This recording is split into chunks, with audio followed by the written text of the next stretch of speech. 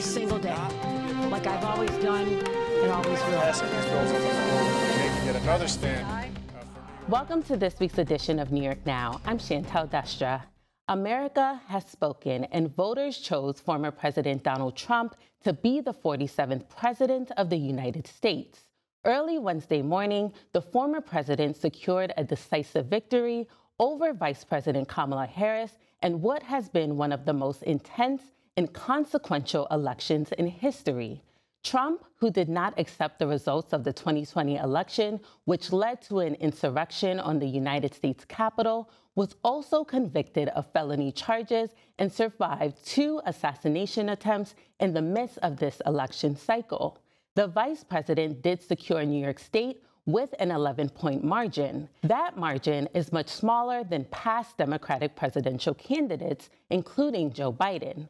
At a press conference, Governor Kathy Hochul congratulated the former president and said that she wanted to reassure New Yorkers that their rights will remain intact. And the Election Day news does not stop there, with developments from the competitive congressional races in New York continuing and control of the House of Representatives still unknown at this time. To discuss the results from Election Day and what is known up until this point, we're joined in studio by Austin Jefferson of City and State, David Lombardo of the Capitol Press Room, and Raga Justin of the Times-Union. Thank you all for joining me today. Now, naturally, I wanted to start with the presidential race. Now, Donald Trump will be heading back to the White House next year after a pretty intense and historic election cycle. So I wanted to unpack what were some of your biggest takeaways of the presidential race? I think for a lot of people, there was a question about whether this was a referendum on Donald Trump or whether this was going to be a referendum on Biden and the last 4 years of Democratic control in the White House. And I think these results tell us that it was a referendum on Biden and not necessarily an endorsement of Donald Trump. And voters, though, seem to be dissatisfied with the way the country was going. And I think they made that message pretty loud and clear here, even here in New York, where we saw Vice President Kamala Harris did not as well as Joe Biden did 4 years ago, a drop of about 4 or 5 percentage points across New York, and even in some of the very bluest of counties in New York, like in New York City with the Bronx, Donald Trump made gains of about 10 or 11 points. Not enough to obviously flip a county like the Bronx or flip New York State, but enough to put some blood in the water for the Democrats, so to speak. Absolutely. How would you say things like the economy, inflation, and pocketbook issues impacted this race? I think it was the primary cause of Harris's defeat, most likely. I mean, I think a lot of Americans just genuinely felt that the past 4 years have been rough for them economically, and there was nowhere else to look but the White House. And Kamala Harris, although a different candidate than Joe Biden, I mean, she was a part of that administration. Yeah. And I also want to say, I think that what was really interesting to me is some of the gains that Trump had made among certain demographics of voters, right? Especially with younger voters. He seemed to clean up a bit more than he had done for, and even 8 years ago. And that was an especially compelling point, given that age had played such a big role in the presidential race before Joe Biden ended up dropping out, and Democrats viewed Kamala Harris's sort of relative youth and vibrancy as a defining factor of that candidate. And then, of course, ultimately, that didn't prove to be the case.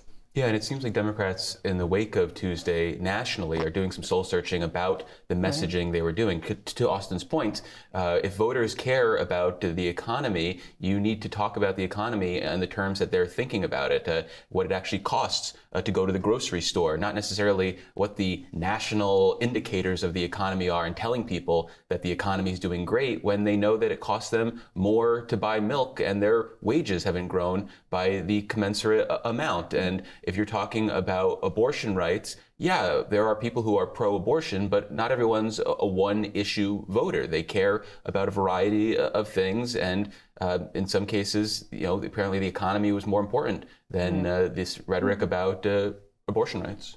And how do you think that came up in the last days of the race? I mean, we saw both candidates doing a lot of media appearances, a lot of rallies. How do you think those last efforts help or hinder each candidate? I think the final days of the campaign, you saw Trump, I think, really digging into appealing to the working class across all demographics. And it appears to have worked to great effect. But I think with Harris, the message became so narrow that, you might keep some Democratic voters, but by and large, the average American wasn't really buying what Democrats were selling because I think they felt it wasn't being sold to them. They also were the status quo, right? They were the establishment. And I think when you're dissatisfied with the state of your life, to Dave and Austin's point, you tend to point fingers at the people who are in charge. So regardless if Democrats have had policies over the past 4 years that have, borne fruit in terms of bringing down inflation or unemployment rates or whatever, again, people weren't necessarily thinking about that. They were just upset with who was in charge at the time. And we saw Governor Kathy Hochul come out this week. First, she congratulated the former president on his win, but then she made it a point to reassure New Yorkers that their rights would remain intact. She was, of course, joined by Attorney General Tish James. So I wanted to get your read on that, sentiment from the governor. Will that be enough to sort of curtail any efforts by the Trump administration to make access to reproductive rights, for example, more difficult?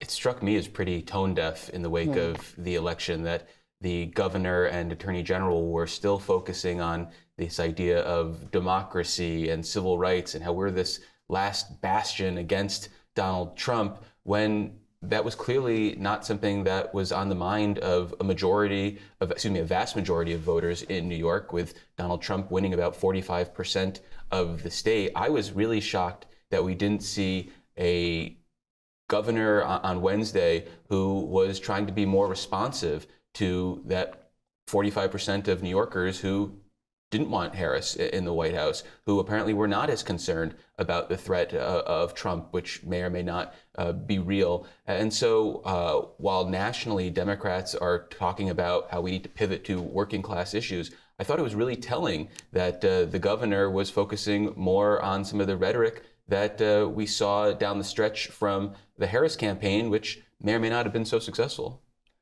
But I guess to play devil's advocate, the governor was on the ground, campaigning for Harris. So it kind of put her in a tough position. I mean, after Trump secured the win, she couldn't necessarily flip the script. So, how does that She could be recalcitrant. She could say that, we as Democrats need to do a better job of focusing on the issues that resonate with voters. And what those issues are at this point, well, we can play armchair quarterback and say it's the economy. We can say it's inflation. We'll get a better sense of that when there's a better review and analysis of the data. But at this point, it does seem like the governor's messaging and Democrats more broadly was not necessarily successful. That's not to say that Democrats down ballot weren't successful with their messaging, because as we saw, that Democrats did make inroads in congressional seats here in New York. And, on that point, I wanted to get into some of the most competitive congressional races this year. It's no secret that New York was pivotal in terms of each party vying to gain control of the House of Representatives, starting with the 19th congressional district, which, Raga, I know that you've closely been reporting on. This was a race that was a rematch between Josh Riley and Mark Molinaro. It got pretty intense and personal, especially in the last few days of that race, with constant television ads, in the district. So as someone who was a part of the debate panel for that race, what was your read on things heading into Election Day? Well, some of the biggest takeaways here is just the spending, right? It was one of the most expensive races in the country. And Democrats and Republicans both viewed it as a toss-up, which I think was obviously reflected in the spending. I think it was over $45 million that ended up being poured into the race. To your point, a lot of it was on television ads and political advertising in general. Anecdotally, voters said that they couldn't go a day without being bombarded with, whether it was in their mailboxes or when they turned on the TV and watched YouTube videos, there was always an ad playing for either Josh Riley or Mark Molinaro.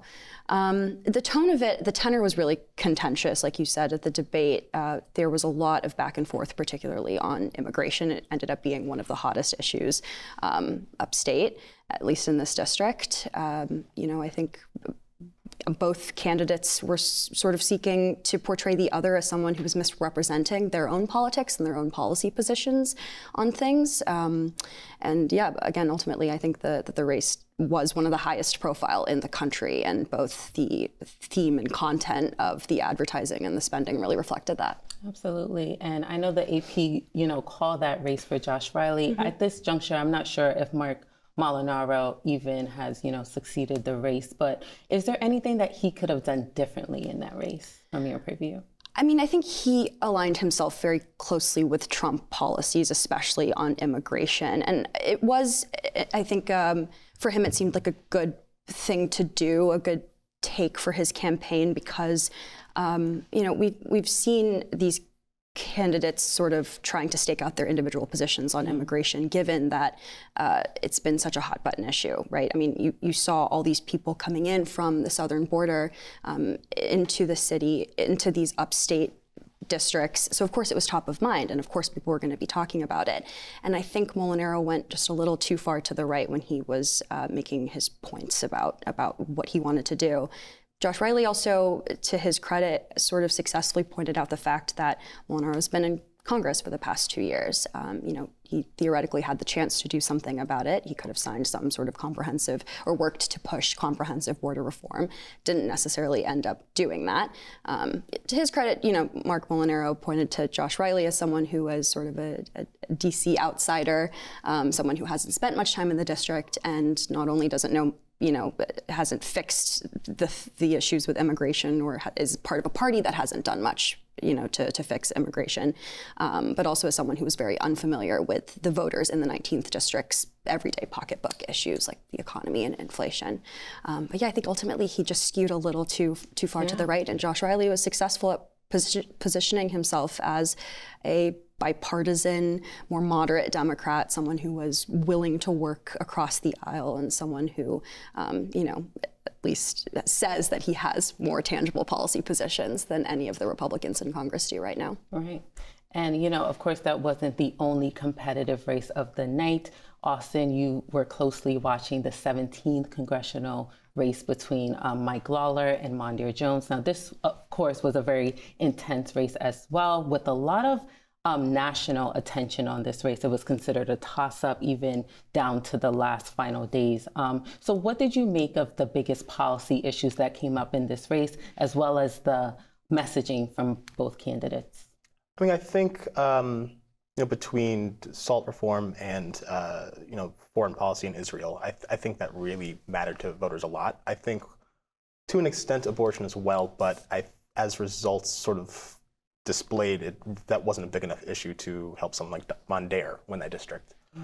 I mean, I think at a certain point, the policy issues in that race stopped mattering, and it became more of a case of, can they get over the problems that Mondaire has presented as a candidate in order to flip that district blue, which, I mean, based on voter registration, should have been doable for Democrats, but it just became impossible after months and months of just really bad press for him. And it was interesting to me. It seemed like they had, several debates over the course of that race. Was there anything that stood out to you in terms of the debates for that congressional seat? I mean, I think just the charged rhetoric throughout, it definitely became a constant thing where, extremism was thrown from both sides as a sort of attack. And I mean, they both made their points, but I think it didn't land as roughly on Lawler as some might have hoped. Mm-hmm. Do we think that this is the end, end of the road for Mondaire Jones? If he won this race, it certainly would have been a comeback story. But do we think there's a possibility that he might mount another campaign in the next 2 years or even in the next 4 years? I mean, I don't think there's a path back for Mondaire in that district or in politics in general. I think between losing the district in terms of them trusting him to stay there after it was revealed that he left to run in Manhattan in 2022, and I think losing progressive support over his stances on the war in Gaza, I think there's just not really a base for him to pull from anymore. Yeah. Do you think that he would have had a better chance had he stayed in the race in 2022 against Sean Patrick Maloney at the time? Undoubtedly, yeah. I mean, he was known in that district at the time. He had a great base of support. People genuinely believed in what he stood for. But I think things changed a lot in 2 years. Absolutely. And another competitive race, of course, was for the 22nd congressional district. Now, this was a race between State Senator John Mannion and Representative Brandon Williams. Now, this race was seen as a must-win for Democrats if they wanted to gain control of the House of Representatives. Dave, I know that you moderated an awesome debate for this race leading up to Election Day. So what was your read on the race? First off, thanks for the compliments on the debate. It was really good. I enjoyed. This is one that Democrats have coveted for about a decade. It's a central New York district that includes Syracuse. It's pretty evenly split between Democrats and Republicans, but has been in Republican control for about a decade, despite the fact that Democrats have routinely won the top of the ticket when it comes to presidential years. In John Mannion, Democrats seem to have found the secret sauce for taking down a Republican here with Brandon Williams. What we saw is that Mannion actually outperformed Harris in parts of the district in a real important way, because in the past what we have seen is that the Republican has dramatically outperformed the Republican at the top of the ticket. I think that the critique for Williams has been that he was not necessarily as center-oriented as someone who wants to represent this district needs to be. And I think Mannion, based on his experience in the state Senate, where he kind of developed a reputation of being a conservative Democrat, is kind of a good fit for voters in this district. That's not to say he ran away with things or that it won't be competitive in 2026. But if Mannion is able to maintain that sort of center-left reputation, I think he's in good shape to be the representative in this area for a while. How would you say redistricting made the district, more friendly for Mannion heading into Election Day? Yeah, as we mentioned earlier, this was already a district that Democrats thought would be competitive, but in the redistricting process that took place in early 2024, which was controlled by Democrats in the state legislature, they essentially gave it a little more breathing room for a Democrat. They made it a little friendlier in neighboring Oneida County. So, Mannion might have been able to win on the map that existed in 2022, but this was clearly set to benefit him. And we saw that this was the one district where Democrats had the most influence in shaping the boundaries compared to the rest of the state, because in NY19, as we just talked about, in NY17, there wasn't as much movement in the boundaries to help Democrats. And obviously, Josh Riley in NY19 didn't need it, and Mondaire Jones probably would need a lot more help. Right.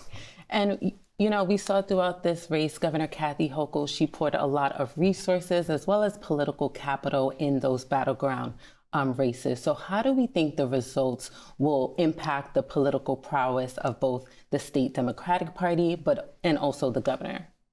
I think Hochul looks amazing for how well the coordinated campaign did as far as getting, some of these seats flipped and, boosting candidates. But I think the troubling thing for her to consider is that while the state Democratic Party was able to prop up swing district candidates, it didn't really have an effect on the top of the ticket. So, I'm not sure where that leaves them as far as building a wider platform, because it almost seems like they have to, narrowly target all their messaging district to district to really get, victories. What are some of the, learnings that Democrats should be taking from this year when they're looking at races ahead in the years to come? They've got a messaging issue for sure. I think we talked a lot about the pocketbook issues, but also these ideological policies that they've taken up, and they're just doing a lot. And regardless of what they've actually done, they're not doing a great job at convincing voters that they have done it. So I think going forward, there has to be a soul searching or some sort of reckoning, and they have to, I think, pick a lane and stick to it in a way that'll carve back some of those losses, that they've just ceded over to Republicans. Well, unfortunately, that's all the time we have for today. Thank you so much for taking the time to speak with us. Thanks for having us. Thanks for having us. Thanks. And we were speaking with David Lombardo of the Capitol Press Room, Austin Jefferson of City and State, and Raga Justin of the Times-Union. And for more on the results from races this year, you can visit our website. Again, that's at nynow.org. As we've discussed here on the show, voter turnout was a huge concern for candidates leading up to Election Day. Concerns over voter suppression as well as voter fraud have contributed to people feeling wary about casting their ballots. To understand how voters and poll workers were feeling on Election Day, our Elise Klein took a trip to the polls in the Capital Region. Here's that story. Voter turnout varied across the country for this year's general election, and in New York, there seemed to be a significant amount of voters. Early voting alone totaled nearly 3 million voters, according to unofficial data from the New York State Board of Elections. Poll worker Mary Sibinich says early voting was constantly busy at the polls. Early voting was a constant flow. There was no light at the end of the tunnel till about 4 o'clock. We couldn't see the light outside the door. June Hendricks, who voted a few weeks before Election Day, says she caught a lull, but her poll sites still seemed to be packed. The poll worker said that we're fifth in line now, but there had been a bunch of people there before us, so we hit a lull. And just as we were leaving, a whole other group of people came in. So we were lucky. We were in and out in maybe 5 or 10 minutes. On Election Day, I traveled to poll sites across the Capital Region where there was a consistent flow of voters coming in and out of the polls to cast their ballots, some having to wait in line. Poll worker Lily Harwood at a site in Albany says it was busy all morning. We've probably surpassed the first primary, and we're way ahead of the second primary. Another poll worker says the number of people coming in seemed unshakable. It's been pretty steady as far as people coming in. Right now, it's early in the day, and typically it picks up more toward, I'd say, more toward 4 or 5 o'clock in the afternoon when people get out of work. A few poll sites throughout the day had lines where voters patiently waited to cast their ballots. While there were several races on New Yorkers' ballots, presidential, congressional, United States Senate, local assembly, local Senate, and local court judges, many voters said they showed up for the presidential race. For some voters, there were key issues that brought them to the polls. Voter Ann Brewster says gun control is an issue that contributed to her vote. Well, I wanted what I feel is the right person to get in the office to protect my gun rights. Many voters say the biggest issue that drove them to the polls was fighting for democracy. Kathy Hodges, who no longer has a car, took a bus to her poll site to cast her vote. Speaking up for democracy. I mean, I'm in favor of what the Democrats are standing for. Voter Antonia Martin, who says she has voted in every election since she was legally able to, says elections are very important to her. And I'm doing this in hopes for my children and my grandchildren. Other voters also went to the polls with their family in mind. Todd Hunsinger went to his poll site in Albany with his grandfather's World War II uniform insignia to fight fascism, he says, the same way his grandfather did about 90 years ago. He says he voted for democracy and his daughter. I'm fighting for democracy. I'm fighting for women's rights. My 20-year-old daughter to be able to have the same rights that women my age enjoyed. Other voters also stressed the importance of voting. Voter Douglas Benjamin says he cast his vote thinking about those who fought for democracy before him. This is part of what my ancestors, died for us the right to do this. So, I'll never forget that. My parents, they fought for this, for me to have this right to do that, to vote. So, I feel great, like I've accomplished something. And Benjamin isn't alone. Other voters like William Bondi say voting is a way to be heard. I hope enough people wake up and realize who they're voting for. It's important to know what your rights are and to stand up for your rights and vote. That's the only way we're going to be heard. According to unofficial data from the New York State Board of Elections, nearly 8 million people voted in this year's election. And while mail-in ballots are still being counted, this number seems lower compared to the 2020 presidential election, which totaled 8.6 million voters. Political science professor Sean Donahue says the Democratic turnout in particular in this year's election seems to be lower compared to 2020. So what this is kind of pointing to me potentially is that there just wasn't the passion on the Democratic side among all Democratic voters. Now, clearly, I know some people will be listening to this and thinking, oh, yes, I was fired up and ready to go when I voted. But it doesn't seem like that among the 5.2 or so million people that voted for Joe Biden last time, that not all of them voted. Donahue also says New York has fewer residents than it did in 2020, which could be a factor in lower turnout. And I think that we also have to keep in mind another thing that would have to definitely say contribute to the lower turnout is there are less people that live in New York. in 2024 than in 2022. I think that the census has showed that since the last census, several 100,000 people have left the state. Donahue adds, across the country, there were some places with better Democratic turnout and some places where numbers dipped. It's certainly been a high-stakes election cycle, and at the polls on Election Day, you can feel the anxious and excited energy. Many New Yorkers stood in line to cast their ballot, while others came in and out of the polls relatively quickly, though there was still a steady flow of New Yorkers voting at polls at various locations. Some voters say after casting their ballot, they feel relieved and good about their choices. Elise Klein, New York Now. And for more on what was happening on the ground on Election Day, you can visit our website. Again, that's at nynow.org. You can also subscribe to our newsletter by going to newsletter.nynow.org or by scanning the QR code on your screen. Well, that does it for this edition of New York Now. Thank you for tuning in, and see you next week.